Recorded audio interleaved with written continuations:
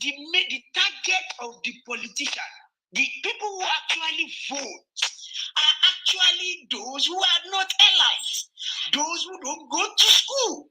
People like me and you, with due respect, in 100% of us who are allies, who know these things, sit in our watching channels and Nigeria decides on channel on election day.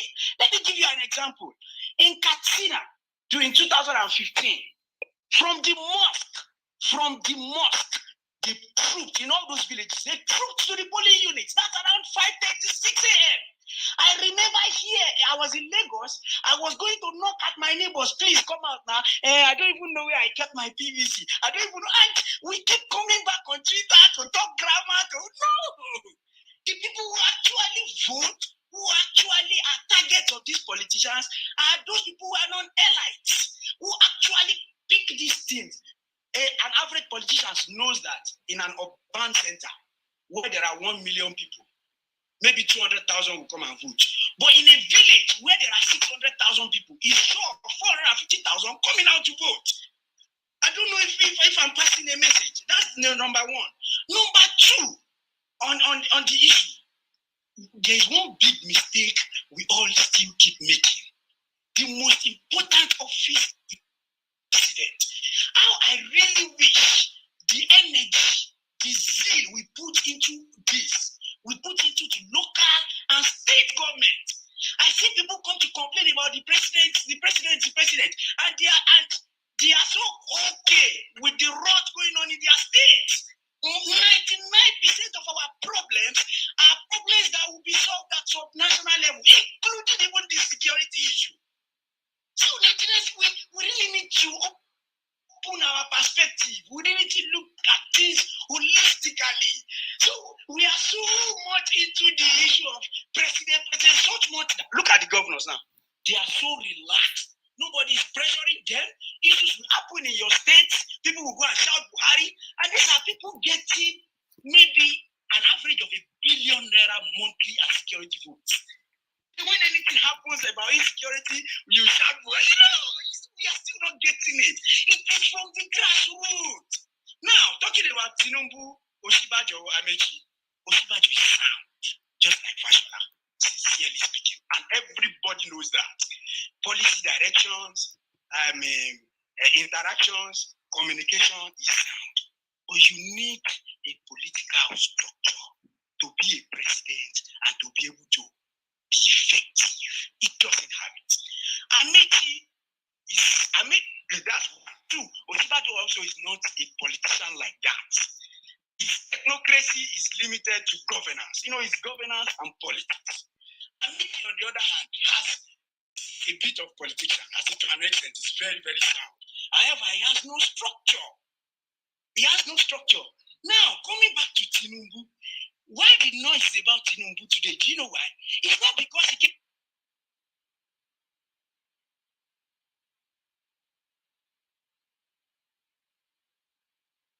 4 years or 8 years ago. He has been in this race like decades. He has no. Look at Joe Biden, for instance, in the United States. He didn't come out. It's not served a la carte. This is politics.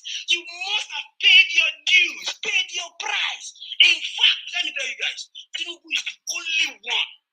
Tinubu is the only one that picks people from nowhere and give them spacing. But that's why our eyes are open to all these people now. If not, on a good day, during the likes of Ganiu, Odudua, can somebody like Sanwo-Olu come and even contest, or even Ambode contest in Lagos? When people, it is not a day thing, it's not a year thing. So, that's my joke. Okay. So, I'm so sorry. So Tinubu, right now, what he needs to do is brain work. Tinubu has the resources in terms of human resources. He has the reach in terms of regional cooperation. He has the influence internationally. So the president does not need to come and run around or something. He has the people. He has the likes of Fashola, Osibanjo. He knows Buhari Edu. He has people. He has plenty Mugalos. He has plenty Akiwumi and Ishinos that will work. He has it. All he needs is give them policy direction, give them objectives to meet, give them timeline, and set monitoring. So that is it. So for me, on that basis, I think Tinubu is right now the way Nigeria is. Then my last point, Tinubu is the bridge between those old people and these new young people we are talking about. Like I said earlier on, it's only Tinubu that I see that usually brings new people into the fold. By the time Tinubu finishes, you will see that platform would have opened up for more people who are younger and more enlightened. Thank you very much for the time. Thank you very much. Well, let's get Biruki. We young, okay, Biruki. Do you want to say something to what before? Yes, I just want we young people need to get involved in politics more often and not 3 weeks in political season we'll start shouting, let's vote the right candidate, Things are not done that way. We need to start on time. Start advocating on time. You can't start advocating 6 months to an election and expect the candidate to do so well. These politicians start doing their groundwork 8 years, sometimes 10 years before this thing. So we need to get serious about politics. Get really serious. Check our state governors, check our local government chairmen, check our councillors, check our House of Assembly, State of Assembly. We need to put attention to all these things, not just the presidency. Biruki, please. Thank you. Good evening, everyone. Jason Whitebeard on the house. I've listened to past speakers, but one thing I've come to realize over time is this. Nigerians, we are too sentimental and emotional. The game of politics is not meant for sentimental people. It is fueled by cold logic.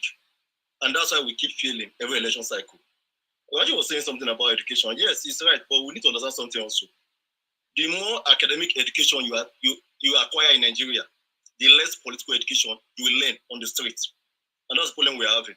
That's why those who don't go to school, they understand politics more than those who have degrees in their cupboard at home. And that has to change. I can give a typical example. And it's also right on the back of the topic. In Austria, the head of the party, he had to step down. But he handed the party over to a 31-year-old boy. I said 31-year-old boy. He was still an undergraduate student at the University of Vienna. Mind you, at the age of 28, he brought US and Iran to the table. I said 28 years. He was already the foreign minister. He didn't even graduate from university before he became chancellor of the country. The Iran-US nuclear peace deal I'm talking about. So he's 28 years old, but I look at that deal. He came up, what did he do? Very simple. He gave a list of names to the party. I mean, a 60-year-old party. 31-year-old boy running a 60-year-old party. These are my candidates. I want to work with all young people. Take this list or leave it. The victory was a landslide. The country have never seen it before. Straight to the elections, he led the country to victory. What am I talking about? All this idea of I worked and I have to enjoy what I worked for, man, is BS. All the party leaders that were there since Second World War, most of them are still alive today. But they said, hand the party effectively to the next generation. How they do it is very simple. Over here, let me give you a breakdown. When they're doing SUG election equivalent in Nigeria, all the universities, they run their election in one day. All the political parties are involved. I mean, in university election. They all have their youth wing in the university. They contest from the local to the national level. So they are basically grooming all their future leaders in the university, no matter what you read. I know most of my classmates they're already in several parliaments already in the different regions in the country. But Nigeria is different. All we do is every time for election, we gather, there's some people who bring money, we start talking about party structures. Please, party structure is in the head. That's the old way of doing election. Right now, election has gone digital. I repeat, election has gone digital. That concept of we gathering people, sharing money, open offices, bro, it's over. Those days are over. Please, look up the Vote Party, VOLT. It's scattered in the university. What their plan is this: capture the whole of Europe.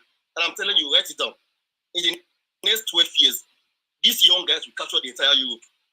It's from the university. Because they're already on LinkedIn. Right? And they even have members of the European Parliament. I mean, young boys in the university. Their plan is this: every single party in the country, capture your own country. Design your own policy based on your own country need, not on the continent. Imagine a party controlling an entire continent. I mean, they're telling you in the next 15 years, they want to capture Europe, just one party.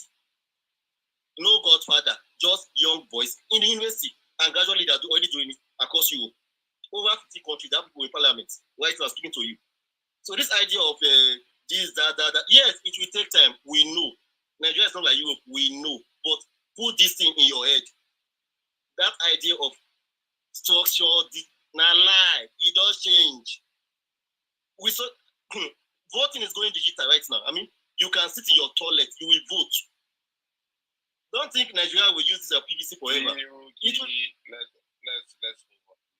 Round off in 30 seconds, please. All right. Please, no verse. No problem. I'm sitting here now. The point is this. When you are voting, put this at the back of your mind.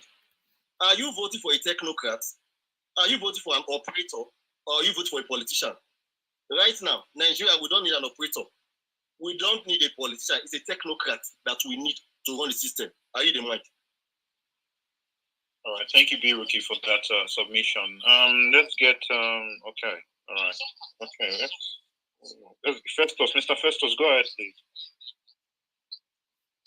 I need to talk, please, because I'm actually busy. I need to talk, please.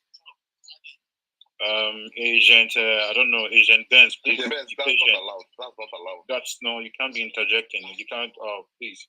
Festus, go ahead, please. Okay. Good evening, everyone. I've been listening to all this conversation. The unfortunate thing is that we are not helping ourselves with this kind of discussion because we are discussing all these old people. We have ruined many people's life, especially with the young people. Many of us don't have direction. Many of us don't have opinion. They have got the best of this country. When many of them are growing up, what we are paying for today, they got it free. And they are still holding to that country. What they get freely, we are paying heavily. I heard so many of them that they traveled out and they came back to work in Nigeria. Now we all want to run out of Nigeria. The system is not helping us. The system is what we should be talking about. It's not the people. These people, they have ruined us. Sincerely, they have ruined us. We should talk about the system. Then when I'm talking about the system, it's the processes, just like what they are doing. Because this election, this primary election has exposed the ruling party that they are not ready for governance right from time. They just did is to hijack power. No, let's talk about system and let's start from INEC. They should be independent. If INEC has been doing their job diligently, they have been independent. Any politician that's spending money during election is disqualified. Everything will fall in place. Nobody will bring money. Or if our rule, the constitution that we condemn that is not good, as bad as disease, if they follow it to the letters, we'll still be okay. We'll still be in the right path. Unfortunately, we are not talking. We are still talking these people. These people, is it Tinubu that will be bringing people money, buying people everything to just win their conscience? What is it going to offer us when we get there? That's my concern. We should talk about the system, not about the people. What kind of government do we want? Is this presidential system of government? Is it sustainable? It's not. None of them is talking about restructuring of all these programs. When Buhari was coming in, he was championing fighting corruption, resource. Now nobody is even talking about anything right now. It's so easy, so painful. Please, let's start talking about the system, the kind of government we want, not what this person has done. Now, go to South Africa. Nelson Mandela spent over 20 years. This is the issue. I didn't want to allow this, Jason. Let us try and stick to the topic. I know we want to talk about reforms and all these things, but this is not the space for reform. This is for the AP presidential ticket. You say what you feel, or you don't request for the mic at all. Please, let's try and keep it civil. We are not here to talk about system. We're not here to talk about reforms. If we want to talk about reforms, we will create a space for reforms. Please, a lot of people talk, and we don't get a sense of what we are talking about. Thank you. You can carry on.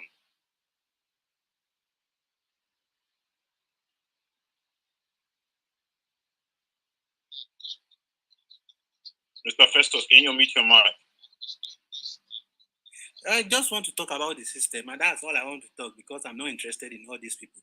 All right. Thank you very much. Thank you. All right. Let's move on, please. Let's get CBO. CBO has been trying to go back out. Has been coming in now. CBO, go ahead, please. Well, good evening, everybody. I'm just my own observation of the whole APC presidential battle right now. Yesterday, I said in a forum that the C in APC is content. The C in APC actually means content. I am enjoying the politicking I'm seeing. I'm enjoying it. I don't care if anybody calls it backstabbing or anything. I always say the leadership is a reflection of our society. So everything you are seeing is just a reflection of who we are as a people. It happened in the PDP. It is happening in LP. It is happening in all the political spaces, all the political parties. The same thing. Trade blames, trade games, trade this one, different powers, different backstabbing, different. I just feel it brings room for a lot of entertainment. However, my observation, Osibanjo does not have, neither does Amaechi have the weight to withstand the intense politicking that is going on. Yesterday night, I remember when we were speaking, I think it was on Big Daddy Space. I saw a video of when the northern governors gathered themselves. Some will follow them. They were looking for Abdullahi Adamu after he made that statement. They were looking for the guy. Like, where did you bring up consensus candidates from? He did not attend the meeting in NEC. They went to the office, they didn't see him. They went to his house in Abuja, they didn't see him. They all drove to Kefi, to his village in Kefi. They went there to go and bring him, arose him in the middle of the night. I saw the video, I was laughing. I do not think Osibanjo has the mind to play that kind of politics. I don't think so. I don't think Amaechi, yes, to an extent, he might have that, but I don't think he too, he will have that kind of mind. What they were doing is intense, heavy politicking. I might be wrong. I believe Osibanjo would have just looked at that situation and said, okay, it's all good, I've given up, you don't do, I want peace. But these guys were ready to follow their whatever to the last. They followed it up to early hours of this morning. That's the intense politicking that is going on. I'm seeing videos, I'm seeing pictures, I'm not on ground in Eagle Square, but I'm giving this thing whole, this APC, I'm giving it to Tinubu. The politicking is mad. It is on another level. In fact, I saw a boss, Enugu State boss, Imo State boss. I say, what is going on here? It is crazy. It is crazy. The level of politicking is intense. Let's keep watching till it ends. All right, thank you. Mr. Chinedu, please go ahead. Please unmute your mic. Thank you, CBO, for that submission. Mr. Chinedu, please go ahead. Yeah, thank you so much. Wait, Mr. Chinedu, wait. How you doing, sir? Jason Whitebeard, how you doing? Good morning. Sorry, I had a long night. My regular people, I see you guys. How you doing? Please, how are we doing this? Am I bringing everybody up, or we have a line we're following? How are we going today? We just have a maximum of 5 on there. So we just so basically Mr. Chinedu is gonna go. After Chinedu, anybody Chinedu's speaking, we're dropping. We're just bringing more people. That's how we're doing it. Hello. This is Chinedu. Chinedu, one second. Hold on, mute your mic, please. If you pay attention, we have almost 400 people in here, so we need to follow protocol and procedures, please. There's no jumping off line, there's no interjection. If you have 5 minutes, you stick to 5 minutes. When it's your turn, we'll call you. If you want to speak and you're amongst the speaker section, your hands have to be up. We have to follow an order. And most importantly, please, you must stick to topic. There's no sidetracking today. If those kind of things happen, we'll have to just drop you. There's too many people for us to go through that line today. So please, And also just to put it out there, the conversation is being streamed. So please, let's try and be specific. Go straight to the point. The conversation is being streamed by Njenje Media. So please, let's try and stick to the topic, please. Thank you. And let's be civil, please. All right. Mr. Chinedu, go ahead, sir. 5 minutes. All right. Thank you so much, the host and the co-host, for having this conversation this evening or this afternoon. I want to thank everyone on board and stand on the already established protocol. You see, the matter is very simple if we have to deal with this topic here. But Justin and Whitebird and other co-hosts, you can see that I've been in spaces here on Twitter within some days now, within some weeks now, where people want to discuss APC or PDP exclusively, or some candidates in comparison exclusively. And at the end of the day, you see that 90% person that comes in here want to digress to the reality on board. Igbo say, sorry, I want to say this Igbo adage, Abasegu Onanuku. After the whole dance, it goes to the west. So people are being more concerned about what comes after this, whoever we chooses. So let's deal with the issue of the day. Because the truth is, it is not in contention about the pragmatism, about the political heavyweights. I mean, his juggernauticism, so to speak, if I have to use that word, of Tinubu as a person. This is not in contention. We do know. I personally, for once, do know. I know when my father used to be with them in AD, those many years, down to then, he has been in politics. We know he has the human capacity, the financial capacity, and whatever, human resources and all that. But, Osibanjo also, to me, isn't a bad person, because even though he may not have all these, to me, I don't think you need to have all the things for you to come up. Goodluck Ebele Jonathan hadn't been building anybody, and so he was picked as VP, and from there he became the president of Nigeria. If not that we were all blindfolded, we thought that he was so cold and this and that, and we gave him the masses, especially the youth, gave him the support that we were giving, the energy we're exhuming now. I think this country would have been better off. So I don't think Osibanjo taking over the presidency is a bad deal, because one, it has. I'm an Igbo person, but we're analyzing politics there, and I have to go with our sentiment. Now, and particularly with respect to the topic we're discussing, you will discover that Osibanjo is a young person. Put them side by side and remove sentiment, most Nigerians want to go by him. He has been in the government. He understands. Both Tinubu and Osibanjo are also members or corporates in every bad aspect of the governance of this particular tenure that we are, our administration. Tinubu was saying he brought Buhari. I don't think he really understood earlier on what it means. It means you brought a failure. So we can't clap for you for doing that. Osibanjo is also a mass in the mess of this particular administration. So both of them goes to part.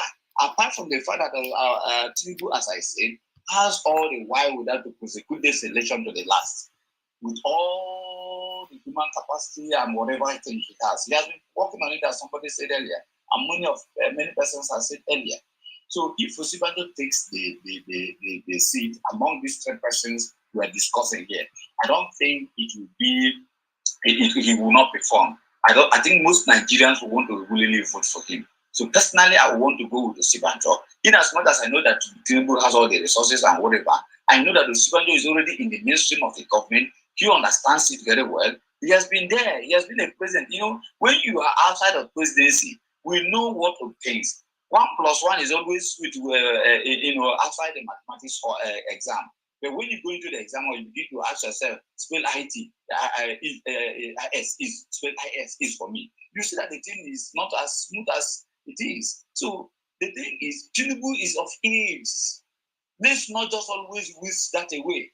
When you compare him with Joe Biden, it's not proper. It's not equating, because in America we have a system that is working perfectly fine. It's just plug and play. Yet they are still having a lot of stress. You can see what the man is going through. So, but now when you take a kind of Nigeria that is already dilapidated and falling apart with great speed, geometrically, then you don't get an old man to go and run it for you, in my own opinion. So Osibanjo would want to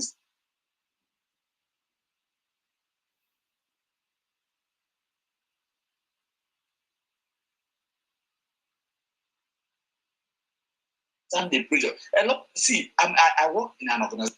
The leadership is about, monitoring. It's about supervision. It's about ideology. By the time they tell you that they bombed Enugu, they bombed in Kaduna, and they're still talking about, they're telling you that they are fighting, they are roasting another person because of blasphemy and all this and all that.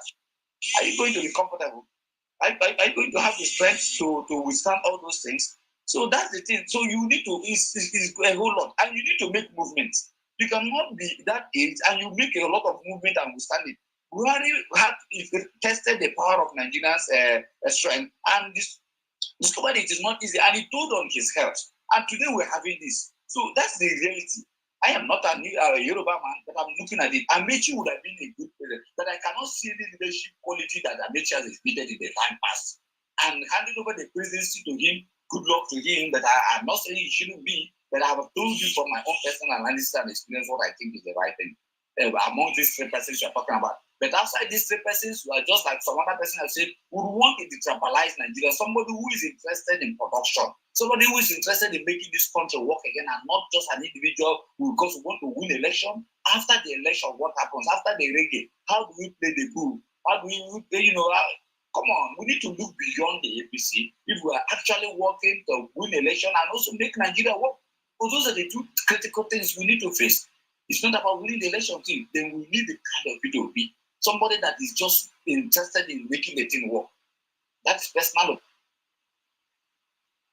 Please, let's stick to the topic.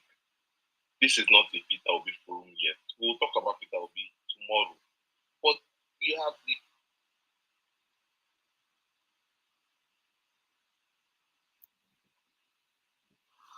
let's try and stick to the topic.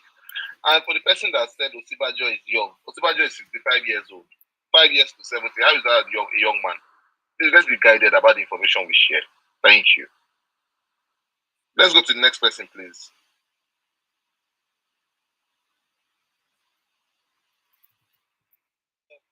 All right, let's get what's it called? Shidevere, hold on, 1 sec. You just came. Let's go to more following day. More following day. Go ahead, please. Good afternoon, everyone. Thank you for having me. It's really informative. I'm really going to make my submission really quick. So I want to talk about my own candidate. If I was to vote for the APC candidate, between Amaechi and Tinubu. And let's put it in perspective.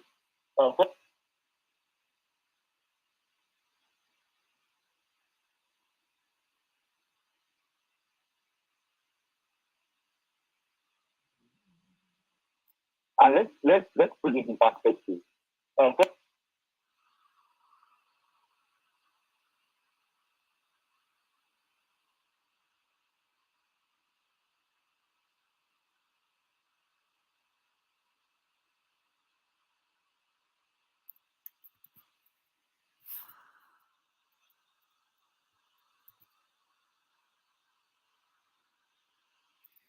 But he doesn't have the help to go around. And look at what Buhari did in 2014. Buhari was really developed, traveled out a lot of times. And, he was talking with memory loss sometimes. I don't remember a lot of things. And I think at this age, he might likely call the center up. I might say it's not that it's still and stuff like that, but I don't think his health-wise he can do the job. He might be capable, smart enough to be, but can he run around when it matters? I don't think so. So that's my own point of concern about him. He doesn't have the health to be able to confront the giant challenges. And the thing is, we are in a first system of government. We need somebody that can somebody that can really move around, monitor every.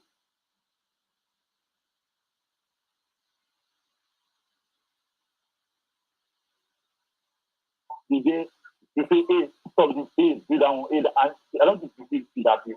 So, blueprint-wise, policy-wise, I think it's the best. Look at what this Lagos is. I think it's like the best for us to afford. I don't think it's capable to do the challenges. I mean, day by day, some of the presidents, travel to the country for internal affairs, national affairs, even policy things. I don't think he has that help in the fair. So, but he really sounds and it's like he's going to transform Nigeria without. Now, so I mean, the thing is, Amaechi is I think he's a great man. I mean, he was in River State. He's good. And I think the times on his part, times on his side, very wise. But I don't think Amaechi is Amaechi has the conviction to be the president for me. He has no conviction personally to be the president, not because of anything. But I don't see that I don't see what he's going to bring to the table apart from the fact that it's different and it's transformative. I feel like he's just going to fall into of some cabal. And going to Osibanjo, that's really how to come up with. Osibanjo too, I think he's going to stand out Jonathan for second time. He was Jonathan looking for second time, trying to speak the North and trying to do it because he doesn't have the structure. He doesn't have the structure to make him stand apart and what this is what I want to do and I'm going to have to do it. And Osibanjo is not politically inclined. Like Raji said, I mean, smart-wise, and you can still manage it. But, we need somebody that can play politics, play governance, and also stand by things when it matters. I'm man that somebody that cannot be controlled. I know you guys are following me. So I think these are the margins that we call them off. But to be fair, my own candidate are viable for Osibanjo. Because one, I think he knows what to do and how to do it. And I'll give you a perfect example. I'm not saying because I'm belong to the same profession, but this is when cousin of Buhari was National Assembly, he was smart enough to say, go to your house. And to me, I think that's what Buhari knows. He doesn't believe in sectionalism. And trust me, someone that can decide this country. I'm not that Tinubu will be. I'm not saying Tinubu does not have the health on the side rather than manage those problems, the complexity of this country. I know you are saying it's just 5 years gap, but there are going to be things to Tinubu. It's so clear. Even if it's 5 years, you can see Tinubu is only speaking. This guy is so clear-headed, and trust me, he's a listener. We need a president that will listen, not somebody that will just run his mouth. And trust me, as long as I say Tinubu is listening, look at what he did. Trust me, he just made use of himself. I may lay that for. I don't think that was good. Trust me. I think that was something Osibanjo will never do. And I think the practice the politics of me, because not someone that can find the question of I mean, look at all these campaigns, I follow most of the campaigns, and there was please turn around up. Okay. So there was no point where he was trying to insult other people, but look at all that. They are trying to come up short about things they are good at. I think that's really bad for the politics. So thank you so much for the policy. And I just want to say at the last man that this is our only scholar and that's a PVC. Please, very wrong. Please get your PVC. Thank you very much. God bless. That's all right. Thank you very much for that. So yeah, if you know you're on ground in Abuja, and we'll give you the opportunity to tell us the situation of things that's happening on ground. Yeah, so you just feel free to request the mic, and we'll give you the opportunity to speak and just give us update on what's on the happenings on ground. Shidebere, go ahead, please. Okay, thank you so much, Jason. Mic check. Can you all hear me all? Yeah, I can hear you. Go ahead, please. Oh, all right. Thank you so much to the co-host. Thank you to the team right here. So I'll just say something really quick. So this is about APC flag bearer or the APC presidential ticket. And to be honest, we are actually talking off points. So a lot of us. I'll be honest here. I believe in one thing. I believe in following the rule of law or following terms and policies. Every space has their rules and regulations. We all know that every candidate APC is bringing right now is not it. But the truth is, it's their presidential primaries, and we are looking at who is the best candidate that will rival the opposition party at the moment, which is the PDP article. I'll speak from fact. First of all, before I talk about the candidate I feel will do that work properly. Now, from facts, Tinubu built a great career, a great political career, a great man in terms of, from a negative point of view, I'll be honest. And, you can have your greatness from a negative point of view. Somebody can have his own greatness from a positive point of view. Tinubu had his greatness from a negative standpoint. We all know that. That's like black or white. That's white and black, straight up truth. You have Amaechi, built his political career with both. He was neither hot or cold, neither good or bad. He was just mixed man, like that's just it. Osibanjo he's neither here or there. You know, you can't place him as a good person. You can't place him as a bad person. He's a pastor. He's a Christian. He's in a bad government. You know, just playing that politics 101 for us. You know, to me, I feel somebody who would be able to rival the opposition camp would be Amaechi. And reason being that he already has a platform in the northern part. People really understand who he is. They know him. He has images. He has that publicity stunt with the northern part. So he can rival your article over there.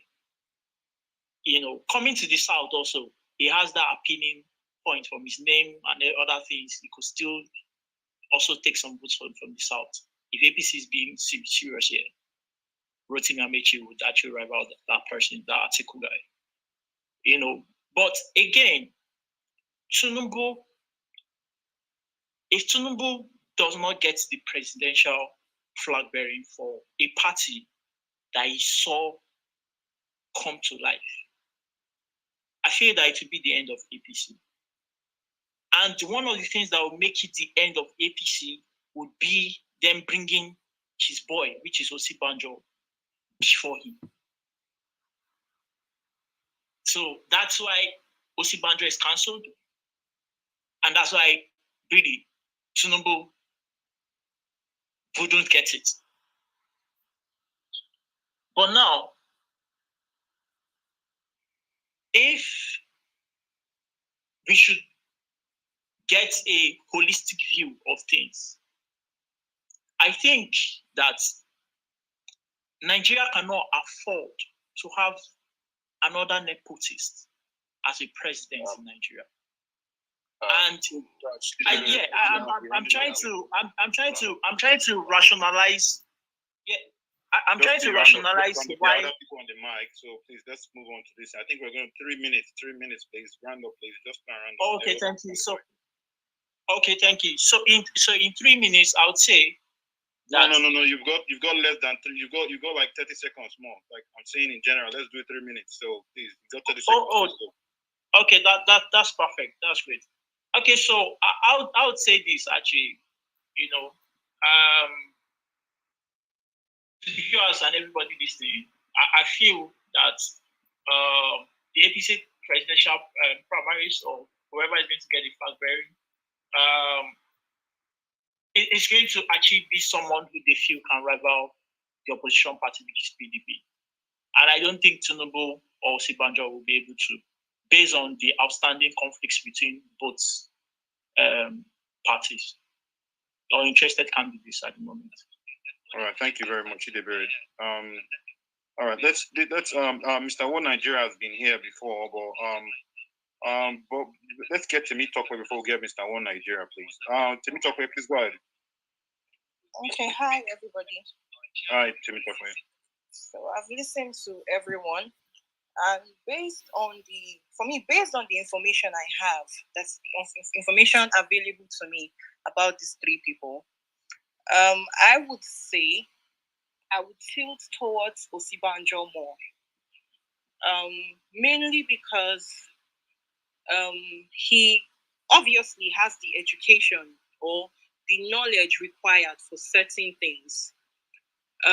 Based on, like I said, information available to me, people have made me understand that as much as everybody is painting Osibanjo as a bad person, that he's under this government, he has not done anything, he has not said anything, I was told that it is really not his fault, as he cannot openly go against the government. And so, to a large extent, I would just like to give him the benefit of doubt, to believe that he is actually a good person that can rule Nigeria. He's not a young person. I won't, like someone said, he's 65. I won't categorize him as a young person. But at least from what he says,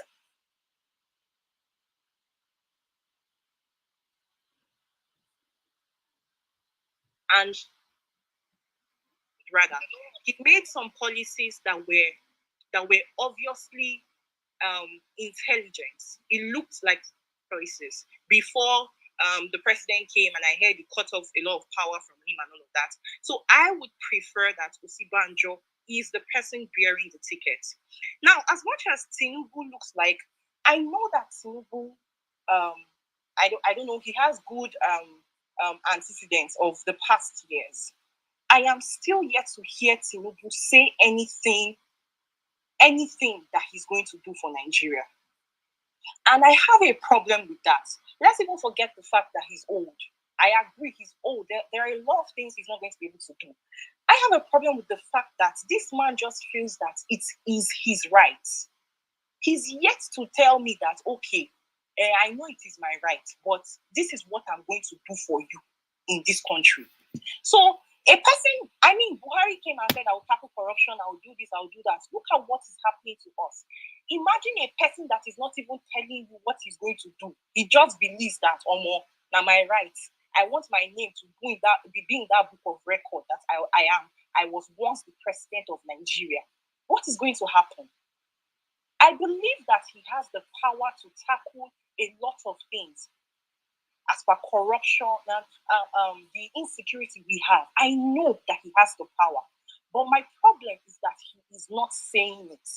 And if he's not saying it, I am moved to actually believe that this man is probably just going to, I don't know, let me not use the word, he's going to just steal more. He's just going to be very corrupt and steal enough for his family. He's not there to really cause a change, but to cause more havoc, like to cause the havoc he actually caused in Lagos, and put more people in place that is going to make his family come up later. And all of them become governors and all of that. He just wants to have that supreme power that I am the president of Nigeria. And for Amaechi is yet to show me anything that he can do. So for me, I would say Osibanjo is my candidate. Education, philosophy, social media, he is my candidate. I feel like he would do a spectacular job. I'm not sure of security. He might not have the strong willpower to tackle security. But I believe the economy will get better. I believe education will get better, and a whole lot of other aspects. Thank you. Thank you, Temitope. Thank you, Temitope. Let's get Mr. One Nigeria, then we'll get Engineer Abraham next. Mr. One Nigeria, please go ahead. Hold on one second. Can we use Temitope as a template for others, please? Straight to the point. Tell us why you want this person, and just 3 minutes. If you can do that in 3 minutes, so can everybody else. So please, let's just follow what she did. We don't have to tell people like you're going off topic and stuff. So please, let's just do this thing accordingly. One Nigeria, go ahead. All right, thank you very much. Thank you, Temitope. You just told what is from my mouth. Let me say this. What do we want as a nation? Are we tired of some things? And I ask a lot of people, tell me why you want this person. And they say he has the dollar because he can be able to fight the dollar from the other candidate. And I say to myself, have we really learned something? Do we really want a nation? Do we really want to move ahead? Are we really, really looking at the future of our own children? Are we trying to monetize our country? That at the moment, the highest bidder becomes the president. It's an investment, so he takes back his money. And his son can also come in, and whoever has the money takes the nation. That is simply what we are talking about. What do you think is missing in Nigeria? Rule of law. Nigerians leave the country and they behave, come back to the country and they misbehave. It's because we don't have rule of law. I'm not saying Osibanjo will give us that, but I'm saying somehow that is his field, somehow. Could you strengthen it? Based on sentiment is my field. Maybe he will. Could that be good for the nation? Absolutely. Who do we need more than this? Should I talk about Amaechi? I'm very honest. He's so powerful. He's full of himself. And I'm scared for us to have those kind of people with power without limits. We will have Obasanjo remix. If you are not ready in the parliament, he will impeach the Senate president. You need to read people's body language, their behaviors, how they talk, and then you will be able to assess limits of their humility. I don't want to talk about whether Tinubu held or whatever. No, that is not my point. But all I'm saying is I have listened to him lately. He is not sounding coherent. And I'm trying to fix my head as a president of this terrible nation. This country is terrible. Even if you're bringing Obama to this country, I can guarantee you it's a disaster. We need just someone that mentally he can be able to speak, shout, move from places, at least to some extent. And I'm saying Tinubu cannot do that. But all I'm saying is our problem is not revenue generation. Our problem is management. And if we can get the system better to manage, people just want to sleep. People want to have this sense of belonging. And there are a lot of things that I don't even want to talk about, where as soon as you pick this candidate, other part of the country feels, or some certain faith begins to feel disenfranchised. As much we want to incorporate zoning into this, it is because we want to carry everybody along.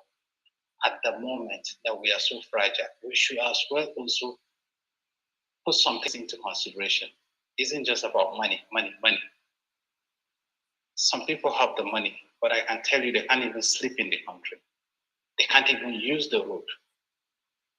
And somehow I think I have already suffered for this system. If what we are doing is to plant a seed to harvest, then I need someone that can continue with it somehow. Because we can't suffer this way and we still go back to square one. And I think that is what the president is trying to protect. I yield the mic. All right, thank you very much. If you're just joining in, please let's retweet the space. Feel free to request the mic, guys. Let's retweet the space. Use the hashtag as much as possible. Let's get more of this thing. And we're keeping it live, and we're going to be getting some more updates on what's happening on ground on Eagle Square. Whitebeard, do you have any information for us a little bit before we go to the next speaker? Before we go to engineer. Apparently, the news reaching me is that it's the two-man race between Tinubu and Osibanjo. And the people are trying to get him to the table, trying to get Tinubu to the table.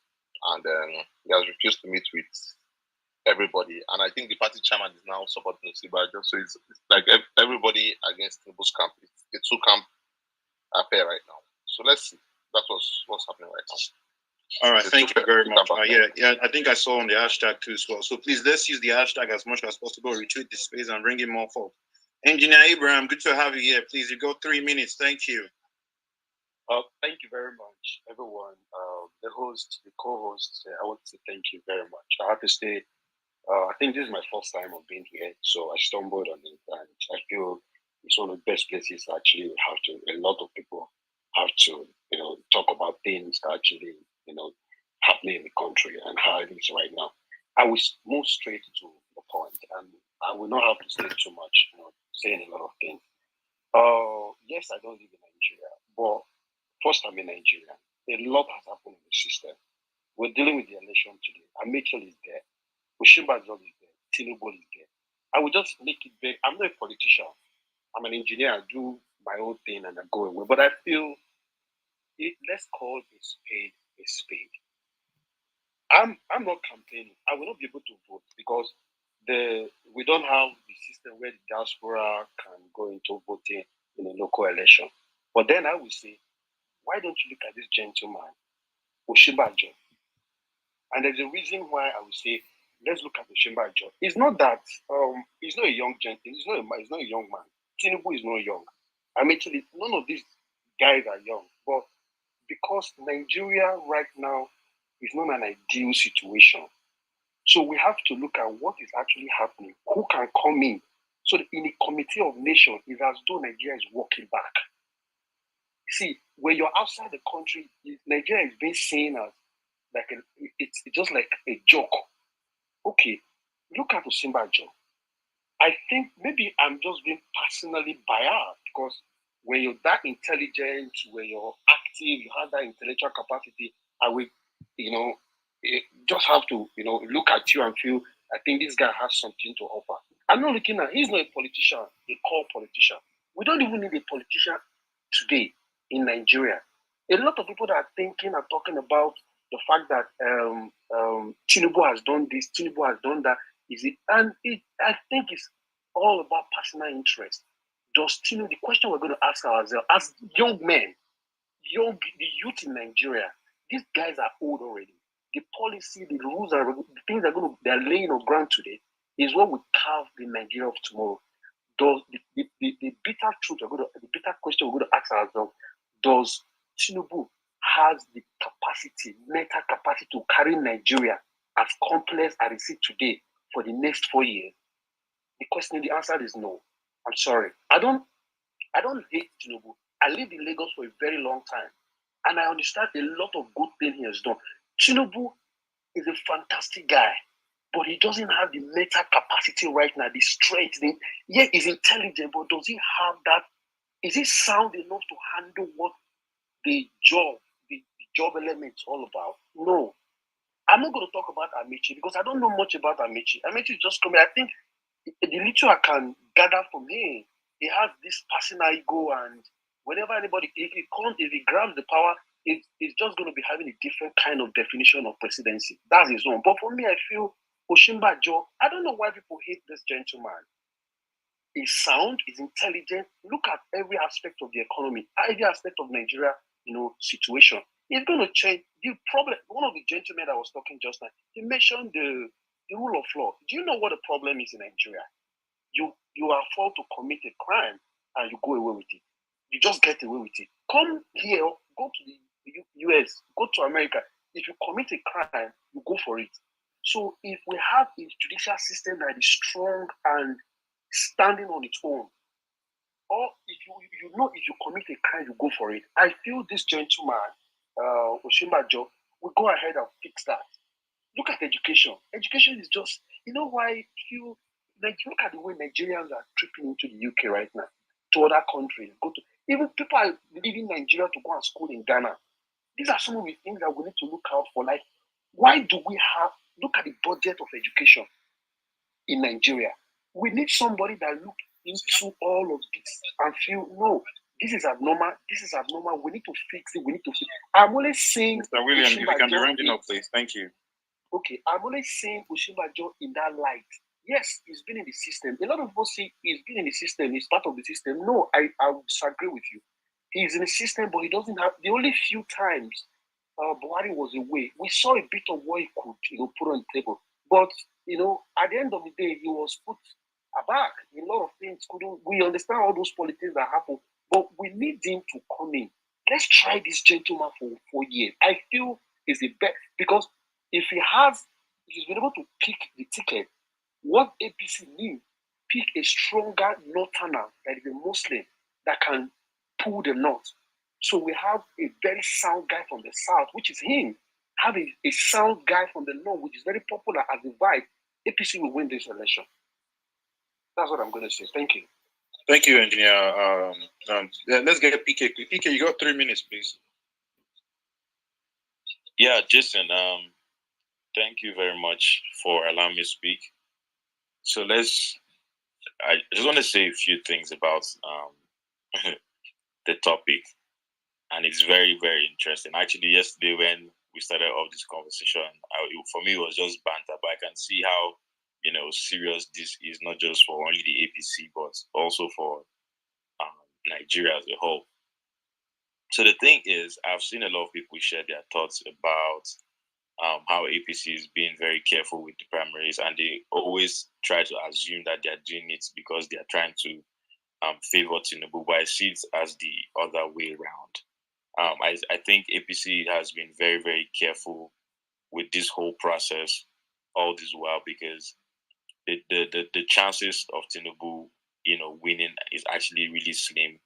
And APC is trying to get out of this stronger rather than weaker. So they do not want an institution where, for example, the people who are disgruntled after the primary, split or form factions or try to start anti-party activities. So APC is just trying to make sure that they are coming out of this strong. As for the 3 people who are up there, I just posted something on the Jumbotron, and one of the senators in APC is asserting that Amaechi has dropped. It's just Osibanjo and Tinubu. And now more than ever before, I'm beginning to feel that Osibanjo is actually the strongest person and has always been the strongest aspirant in this entire race. I really doubted his resilience, but we can see now that this guy is the one that is matching who he thought was going to be, his godfather and pretty much the strongest person at the beginning of the race.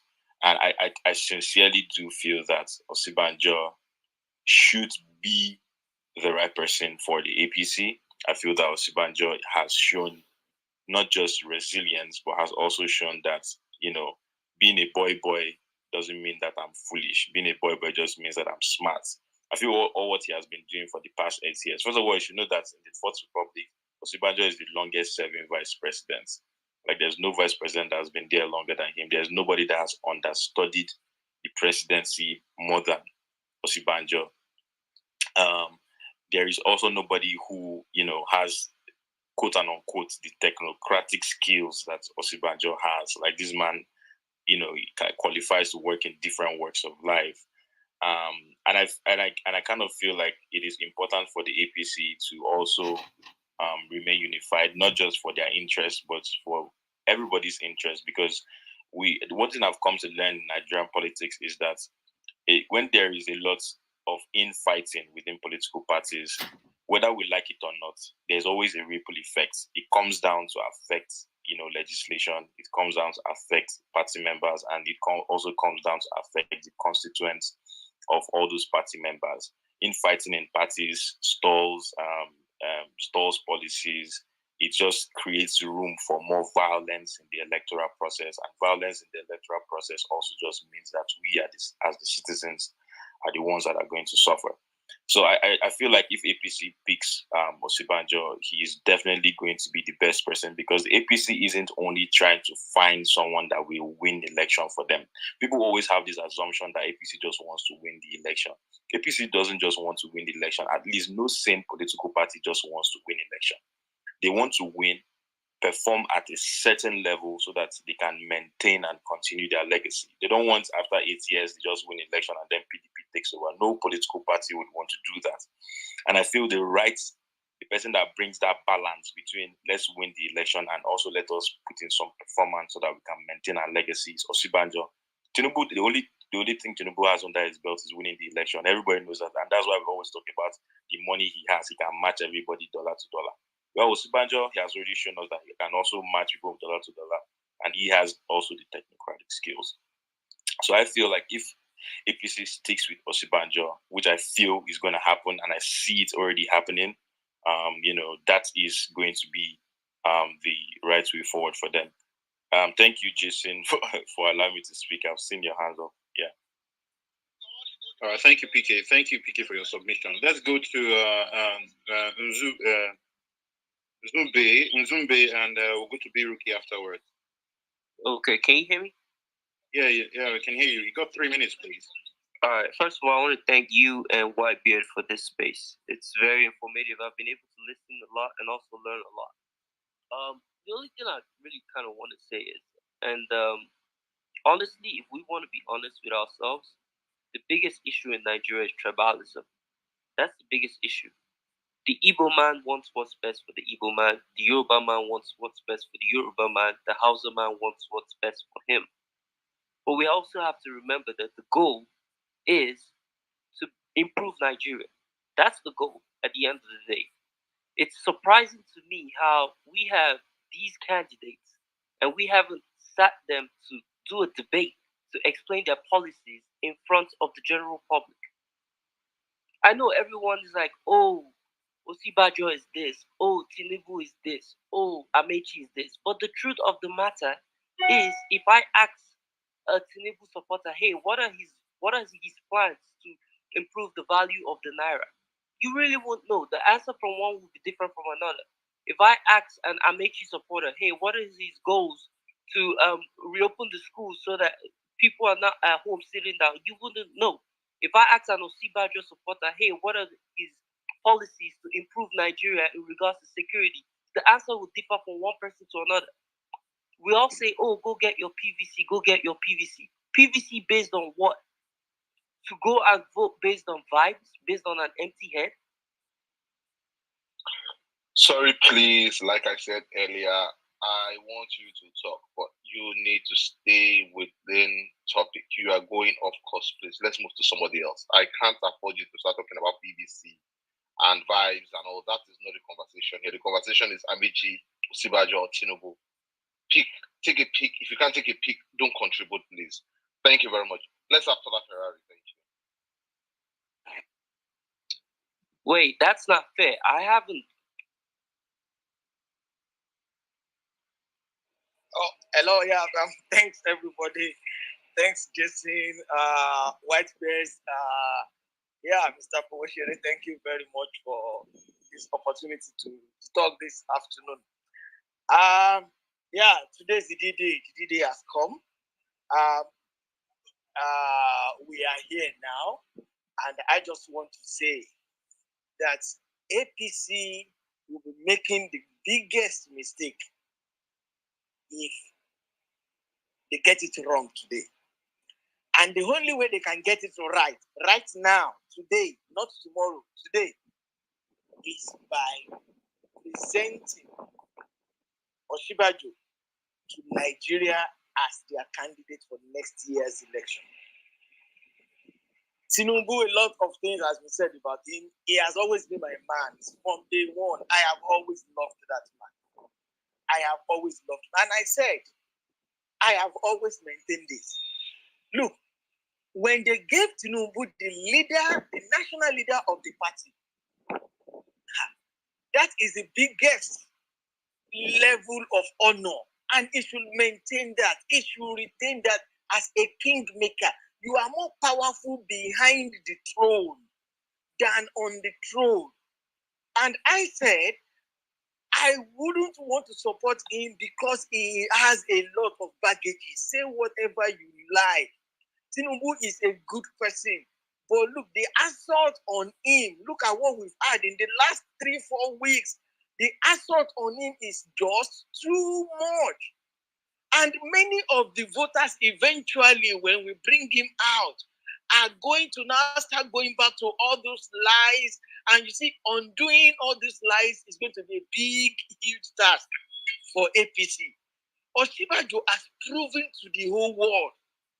He has proven to the whole world over these years. He is competent, he is good, he is calm under pressure. All these lies about betrayal, they are just nothing. Somebody said something that, oh, he's not politically aggressive or resilient. See, when the battles come, he is not going to be the one fighting. Good luck, Jonathan wasn't the one that dealt with Atiku. Atiku had the machinery. There are people that will go all out to do all that. So leave that to the party. And somebody is talking about, oh, they are not talking about manifesto. Manifesto is not now. You don't present manifesto. It is the party that presents manifesto. What they are talking individually now is what they have at the back, what they can do, and they have to still hold it close to their chest. Atiku made that mistake in 2007 when he started telling everybody. He was the one that brought out this amnesty program. He started saying that while he was not yet even a candidate. And when he eventually lost out, Yar'Adua went ahead and implemented what he was talking. It was not Yar'Adua's idea. So politicians don't want to do that again. When they win the party's mandate, then they will come out with their plans, and the party also will bring their own. That will now develop into what we call manifesto. But for me, right now, today, the star boy is our best chance. I use the word our because I am an APC person. I am a Buharist to the last. And I will always say it. Star boy is our best option. Amaechi is very good. What I love about Amaechi is his loyalty. Amaechi is loyal to principle, just like Osibanjo. to principle, not to personality, to principle. These guys are good. They are competent. The only thing that is standing against Tinubu is all these baggages that people have piled up in his front yard. If he gets that, it's going to take APC a lot of time getting rid of all those things. So why are we going to waste time? Let's go ahead with Osibanjo. Osibanjo will deliver. Osibanjo can withstand the pressure from the Sorosoke generation when it comes to Obi. Osibanjo can stand that. Osibanjo can also confront Atiku anytime, any day. So for me, Osibanjo fits that bill perfectly right now. Age-wise, academically, intelligence-wise, performance-wise, record-wise, he is the best. When you talk about all those retired generals, they have found that he is the best. When you talk of, name it, and again, Nigeria is divided in terms of religion. Osibanjo is going to eventually end up with a Muslim from the north. Good.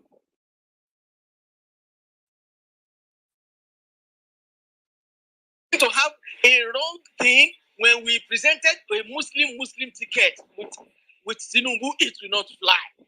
And the PDP are going to use that against him. Thank you very much. Thanks so much, Jason Whiteberry. Thank you. I'm still standing by here. All right, thank you, Mr. Tola Biruki. So basically, let's have more first, please. Due to the situation of things that I'm hearing now, that it's close race, I've just changed it now to Bola Tinubu versus Osibanjo, and if we can narrow it down to them, because it's a very, very tough one.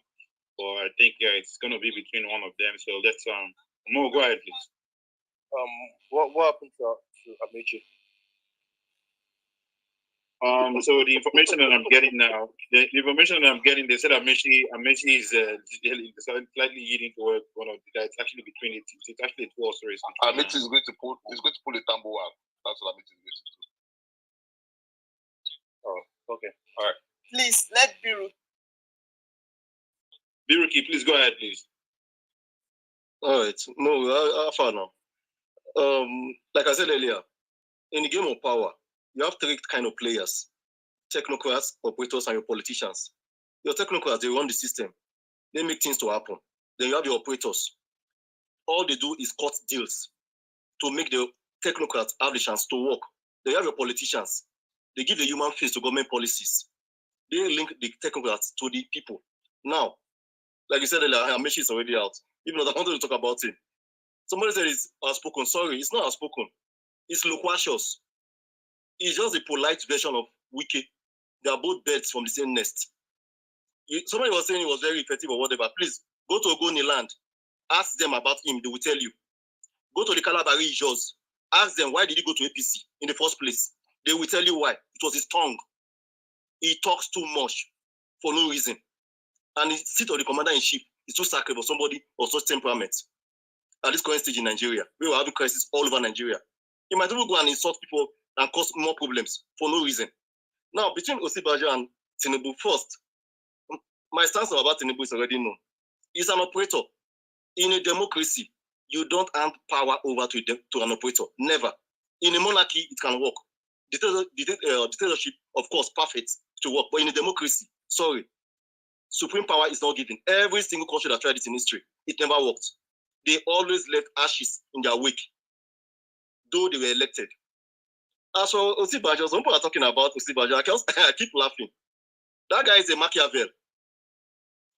A fist of steel in velvet glove. The brief period they handled Nigeria, we saw what they did with TSS. Nobody has ever tried that in the history of Nigeria. So don't make that mistake. As for me, what I like about him is he is unpredictable. He can swing anyway, and nobody can predict. And that's what Nigeria needs right now. We already know the others in other parties, basically. You know that incident, but for Osibanjo as the candidate of the ruling party, he can do and undo. Though I don't like him personally, because he has kept silent. He was federing in this. So many things have gone wrong. He kept quiet. And for me, that's a negative. Because he was not outspoken like the number 2 to IBB then. So basically, I will round up by saying this quote by Putin in an interview. He said, I've met over 3 American presidents. They all had good ideas. But when they won the election, some men came in blue suits, well-polished shoes, with briefcases, and they told them, this is how the system works. And they succumbed to those men. So the issue is this. If any person wins at the end of the day, will they succumb to the players in the system, or will they flip the system and change it for the better? Are you the mic? Thank you, Biruki, for that.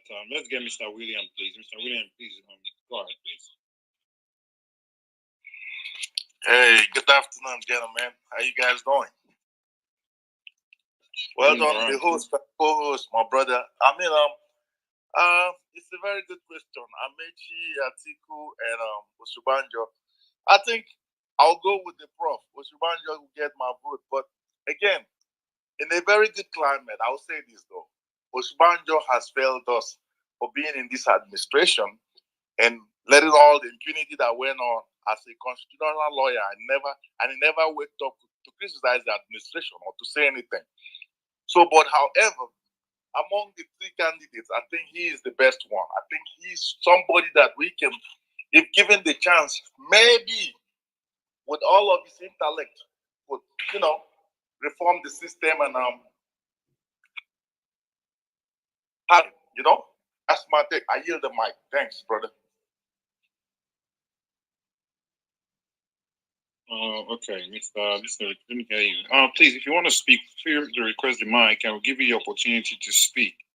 Yeah, and also let's just retreat the space and let's get more folks. Let's have Zube should finish this last conversation. Zube, please. All right, thanks for letting me back on.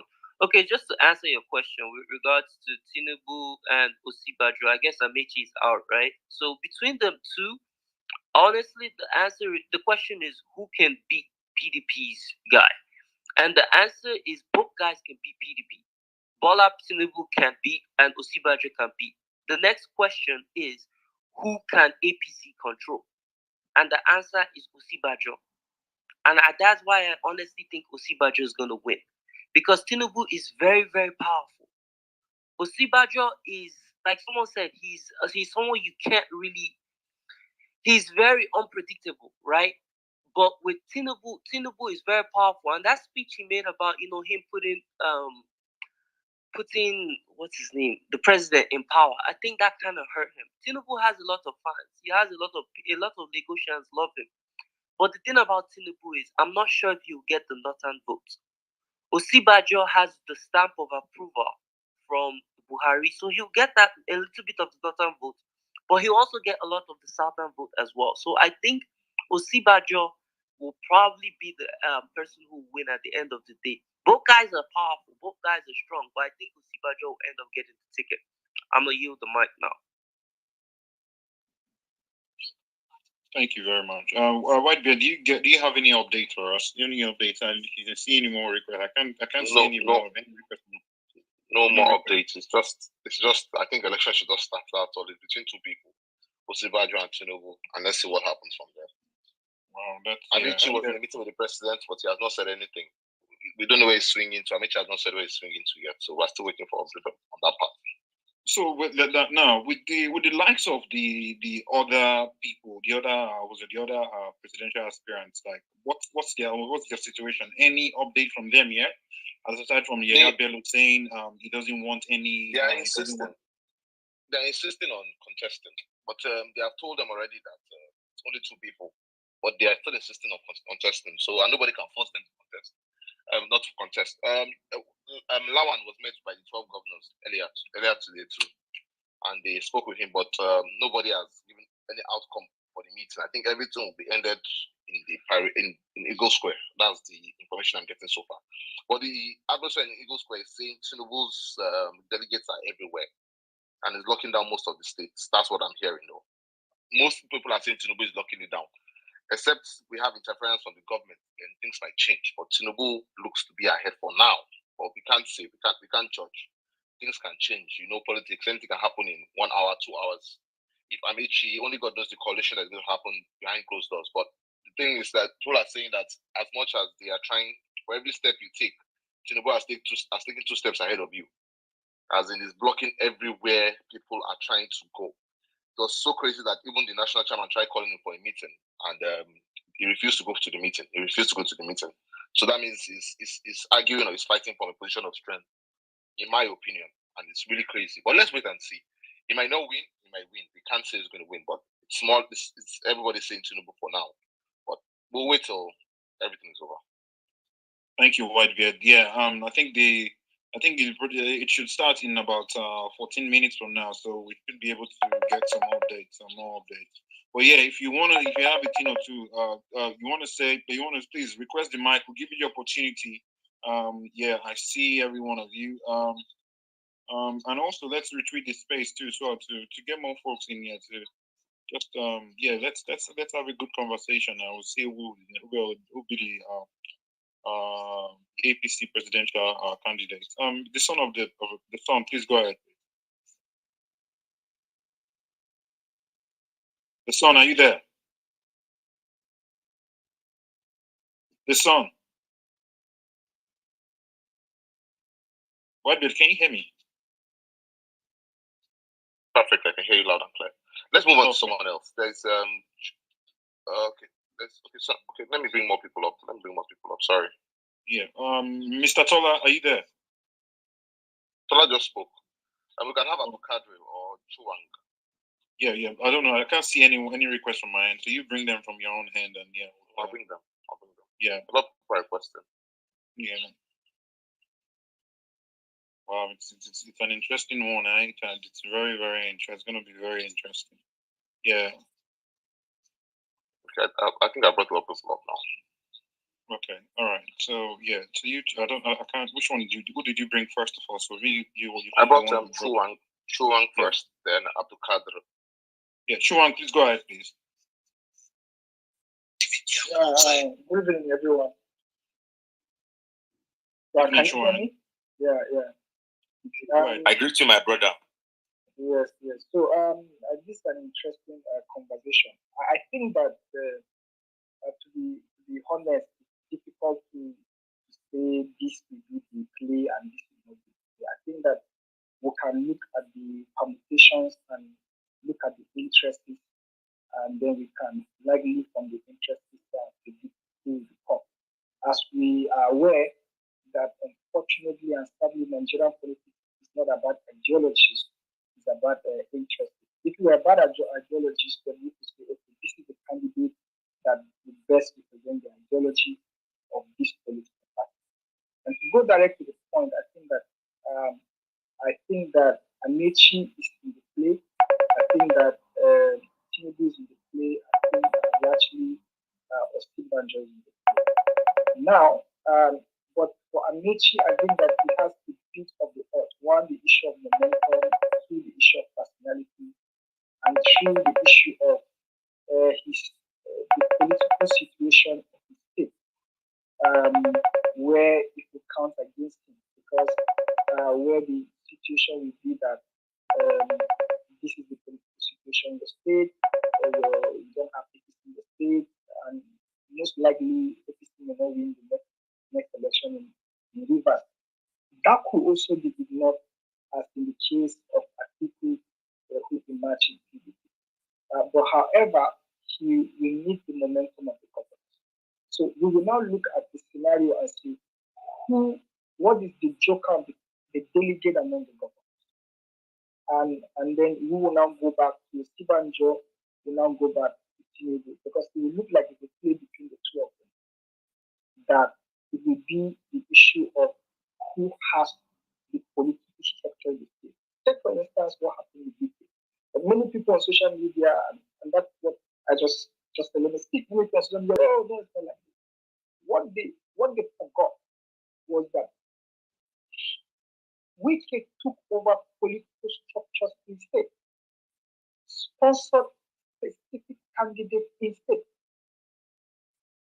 So, and he got most Taraba, for instance, which had the political structure, very refined. Plateau, for instance, Niger, for instance.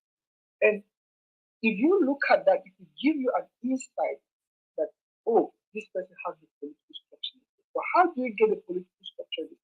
Long-term relationship to the issue of money, which he had money. That was how he was able to get this. If Tambawa had not stepped down, there was no way that Atiku would have been a shock because the majority of the delegates were from the zone that Tambawa was from.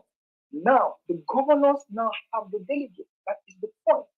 The state, the APC have the majority of the governors, and the governors have the delegates. The next question will be, based on the interests of the governors, who are they cutting? You know, for example, Kano is openly cutting Tinubu. You know, for instance, now with Shetima being the campaign chairman, he's from Maiduguri. You know, for instance, that Tinubu is making a play for Sokoto. So, and if you look at Kano, you look at Lagos, you look at Sokoto, you will now see that a chunk of majority of the delegates come from those states.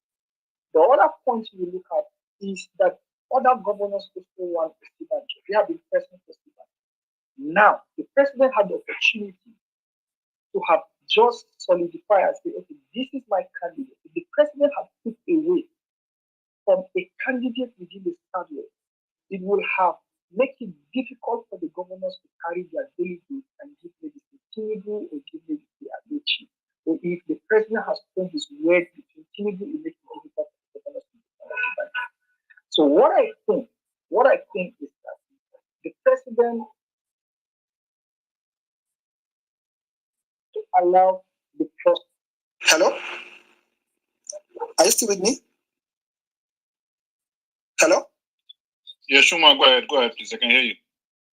If the president is going to this evening agree to back a candidate, my suspicion is that the candidate that has the president's backing will emerge. If the president now gambles and allow a free flow of the process, then the candidate with the structure and with the money will emerge. In this case, it will be Tinubu. So at the end of the day, it will now be based on the decision of the president. I may be wrong, but this is my little thinking from observing the process. But I may be wrong. All right, thank you, Shuma. Thank you, Shuma. Mr. Yeah, thank you. Yeah, Mr. Abdul Kadir, please go ahead, please. Hello, thank you for giving me the mic. Actually, it was an update. I just saw that the governor of Kano, Abdullahi Umar Ganduje, just went out of the secretariat. You know, he's a sole supporter of Osibanjo Bola Tinubu, and from the way the climate is showing, I don't think he saw anything good. So he went out. He and one other governor, I've forgotten the name. So that's just the update. Thank you. Are you, Abdul Kadir, are you on ground? No, I'm not on ground, but a friend of mine is on ground. Okay, all right. If you could be giving us people, I'll leave you here on the speaker. So if you have anything to say, just indicate by raising up your hand. If you have any more updates for us, please. Thank you. Okay. All right. Okay. Let's get Mr. Okonkwo, please. Thank you very much, Jason. Onyeka Okonkwo speaking from Australia. Can you hear me, first of all? Sure. I can hear you, Mr. Onyeka. Go ahead. Okay, loud and clear. Okay, cool. What city are you in Australia? Brisbane. Oh, okay, cool. I mean, West Aussie. Oh, WA. Nice. Yeah. Okay. All right. Yeah, go ahead. Okay, APC primary is Bola Tinubu and Yemi Osibanjo. At this stage, well, Bola Tinubu is not someone we should trust with given power. Osibanjo has proven himself time and again. He's had the opportunity to make changes, and he made significant changes. If not for the cabal and whatever is happening in Nigeria at this stage, we're just left with what's it called? Just to make our choices from choose the lesser evil. So at this stage and this situation we are in, Osibanjo for APC is the only person that can come out and get the people's votes, apart from the dollar votes, dollar vote is not just what they want. They keep saying your vote doesn't count, but they keep paying money for it. So the dollar vote is not just what counts. Also, they need the people's vote. So Osibanjo is in the center of all this. And believe you me, money is not the problem. So they're not looking for someone to match PDP's candidates. They are looking for someone to match actually the likes of Obi. If it's about money, they can match whatever Tiku is going to bring out. They have whole heaps of governors. How many governors in the north? They have over 13 governors in across the country. They have more governors. So billions can be flying around. So it's not about money for them. It's about someone who has the image, who still has some sort of image left. Tinubu outside the West. I don't think he can win any other state. But Osibanjo is someone that can win the hearts of people. He's in the hearts of people at the moment. So he's definitely going to go places. I wrote in this one, I was in Port Harcourt when he was the governor. He was just a bit ras back then. So I don't think he can't help APC at all. So for me, Osibanjo will be the best bet for APC. Well, thank you very much for the opportunity, Jason. I'm well beard and the rest of the co-host. That's all I have to say. Thank you, Mr. Okonkwo. Thank you for that submission. All right. Fisola, you've been requesting the mic. Fisola, go ahead, please. Hello, good evening, everyone. Good evening, Fisola. Yeah. Regarding my contribution regarding this topic, in terms of the competent leader among the APC candidates, Osibanjo is the right candidate. Though I'm not a fan of APC, but in terms of dollar, hello, can you hear me? Yeah, I can hear you. Go ahead, please. But the way the things are going now, but you know the situation of the country, the delegates are ready to sell the vote because of dollar. That's the truth. So the delegates might choose Tinubu because of the dollar. But to me, I would have preferred if Osibanjo win the race.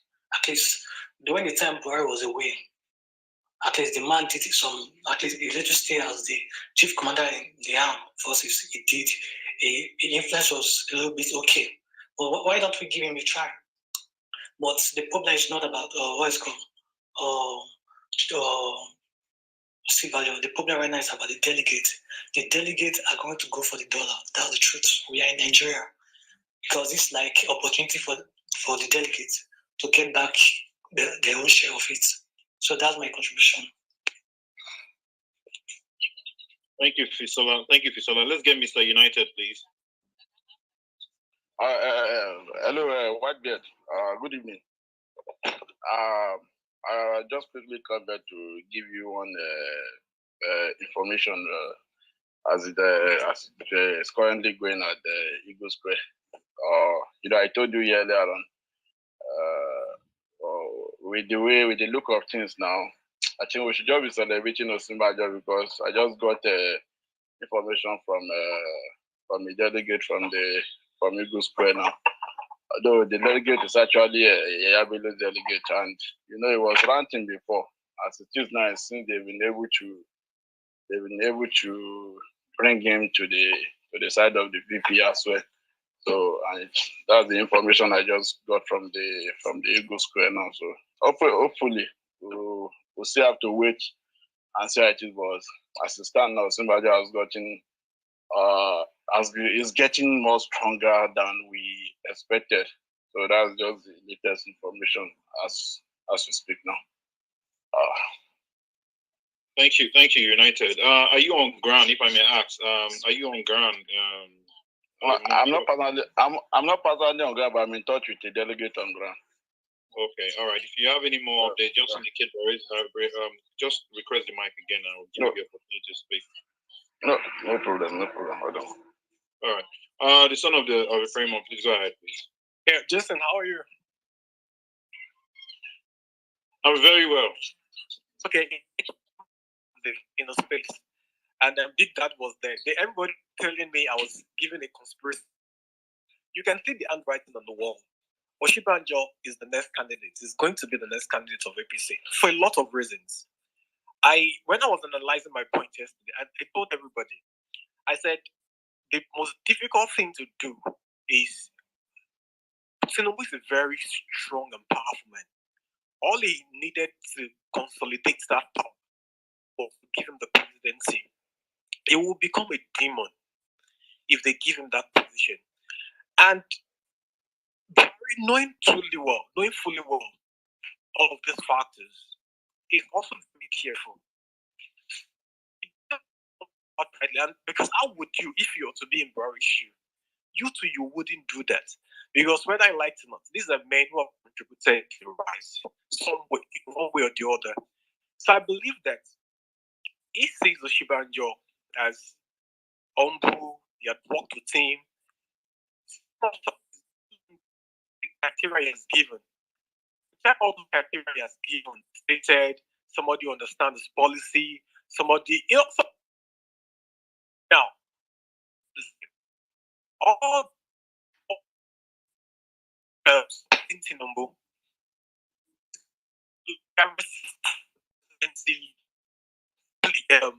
the son, if you can hear me, this thing is breaking. If you go out and come back again, you continue. I can't really hear you. Okay. Go out and come back again. You're breaking there. Well, Able Light, go ahead, please. Hi, good evening, all. Thank you for this opportunity. Right now, my heart is actually skipping right now, and maybe I'm kind of scared for the first time to experience election and all of those things. This is the first time I'm getting so engaged, and I don't know it. Concerning the topic, Bola Tinubu, right now we all just have two candidates, Bola Tinubu and Osibanjo. We know everything, like all the speakers have already said. Tinubu has a template, and he's got philosophy, and he understood governance, and I'm sure he can perform well. He can perform well, but I think what takes toll on him was allowing the kind of way of him wanting to rule, of being the president, to get on him, and he somehow kind of go off himself as to the way we know him to be. Like, he's not always that coming out to speak and all of those things. It goes on him, and with the record on ground, with what the youth faced for quite 3 years ago, 2 years ago, and everything boiled down to him. And I think it's one of the things that they themselves would love to consider if they put down Bola Ahmed Tinubu, because it's one way or the other we come back to hurt him or to hunt him, and it won't be a good thing for APC, and to everything that has to do with election or party or contesting for president. I think it boils down to we, the citizens, and they are looking at the numbers as well. And I'm sure, looking at the numbers, right now, they know that the only person that can give them that numbers and be able to, pick up those numbers is Osibanjo. Yes, he's got people from the north, and the northerners are, if not all of them, at least they are pleased with him, and we all could agree that even at the little time he was able to be there to rule instead of Buhari, he performed well. There's excellency, there's humility, there's we all are looking for president who can come out to speak to us, someone who can relate with us, not just someone who will be at the back door and you understand what I'm saying. So I guess Osibanjo is the right man. He's the right man. But one thing I'm just scared of is, the power behind this thing. The power behind this thing. I just hope and believe that it will go well, so that at the end of the day, it won't haunt. Like one of the speakers said, if by adventure Osibanjo becomes the president and the party is not in order, then it won't favor him again. It won't favor him again. So my heart and everything goes to Osibanjo on this. Thank you.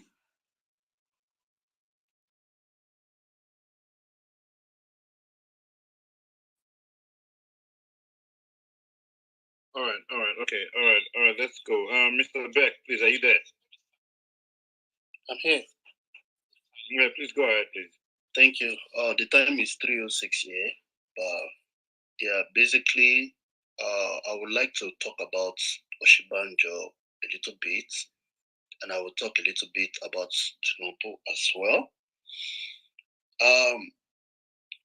In a lesser evil, I will pick Osibanjo. But let's come to reality. The last time I checked, Osibanjo is the one in charge of Economic Council in Nigeria. Is economy doing well? We all know we are not doing well, and that's the fact. Secondly, when Osibanjo sacked the DSS man, Lawal, I can't remember his name, let me tell you today, nothing else, they've not forgiven him till today, and that's the truth. Let me talk about Tinubu. When people talk about Lagos, all this, that, there are some cities all over the world. All over the world. They are there. No matter what you do, they will always grow. Whoever that governs there, the city will grow. I live in Sydney. Even if you put me as a mayor of Sydney today, Sydney will keep running. So nobody should come around and start telling me, oh, he was the one that do what. Is very, very, very, this sense of entitlement, what exactly I'm a Yoruba man? As a matter of fact, money in law, as a man talking by Tinubu, she DSS, that's what I told governor today. So I know him as a very good man, very nice man, but no. All this money he's spending around to be a president, so he won't get his money back. And for Atiku, PDP, I know we are not talking about Atiku. So Buhari should be a president for 8 years, and you want to be a president for 8 years? Are they the only ones in Nigeria? No. Please, I yield the mic. Thank you very much for the opportunity.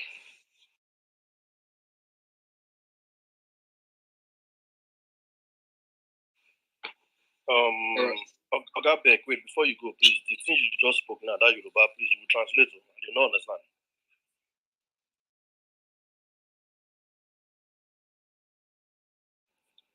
What I'm saying is that